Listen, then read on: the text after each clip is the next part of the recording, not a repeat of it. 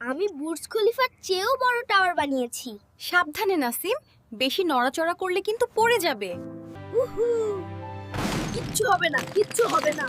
আমি হলাম super strong engineer. ওরে বাবা, আমার টাওয়ার কে ভাঙলো? নাসিম, নাফিজা, ভয় পেও না, এটা ভূমিকম্প। তাড়াতাড়ি শক্ত টেবিলের নিচে চলো। সবাই শান্ত হও, আল্লাহ আমাদের রক্ষা করবেন। বাবা, আমরা এখন কি করব?